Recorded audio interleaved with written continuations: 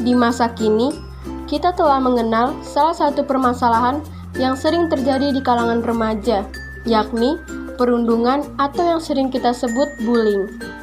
Bullying ini sering terjadi pada lingkungan sehari-hari, terutama di lingkungan sekolah. Bullying sendiri merupakan bentuk penindasan atau kekerasan yang dilakukan oleh satu orang atau kelompok secara sengaja dengan tidak sopan hingga melibatkan paksaan yang dapat mempengaruhi pihak lain. Menurut mereka, bullying merupakan sebuah candaan dan suatu hal yang wajar untuk dilakukan tanpa mereka pikirkan akibat yang dapat ditimbulkan dari tindakan tersebut.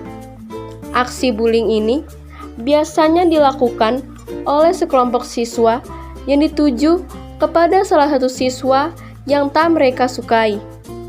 Umumnya, tindakan bullying ini terjadi karena ukuran badan, fisik, kepandaian, gender, hingga status sosial seseorang. Selain itu, adanya penyalahgunaan ketidakseimbangan kekuatan untuk kepentingan pelaku dengan cara mengganggu atau mengucilkan korban. Siswa yang sering melakukan tindakan bullying ini melakukannya tanpa memiliki rasa tanggung jawab atau kesadaran dalam dirinya dan dapat menyakiti perasaan korban. Tindakan bullying ini tidak hanya dilakukan sekali saja, tetapi berkali-kali.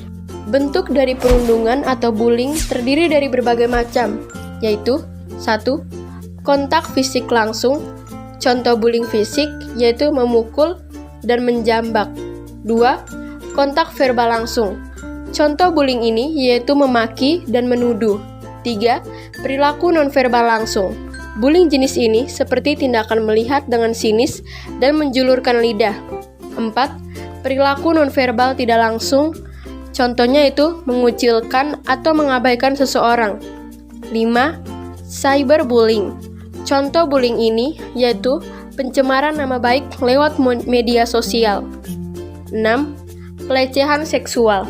Tindakan bullying merupakan suatu hal yang buruk dan tidak pantas untuk dilakukan. Hal itu sangat berpengaruh terhadap generasi penerus bangsa karena dapat merusak moral siswa. Tindakan bullying ini sering sekali terjadi dan dapat menimbulkan dampak negatif, terutama bagi korban.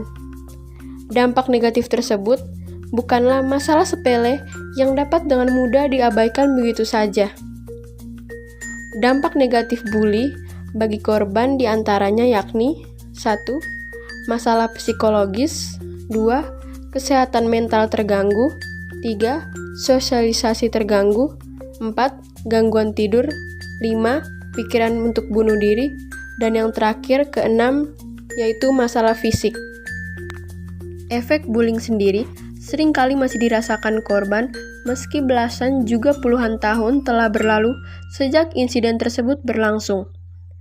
Dampak dari perilaku bullying ini tidak menutup kemungkinan bahwa dampak tersebut dapat terjadi dalam waktu jangka panjang dan tentu membuat korban merasa lebih tersiksa. Tindakan bullying ini terjadi akibat kesadaran diri anak yang masih rendah tentang nilai-nilai moral. Maka, peran orang tua sangat penting terhadap segala aktivitas anak. Tidak hanya orang tua, tetapi pembinaan dari guru juga sangatlah penting.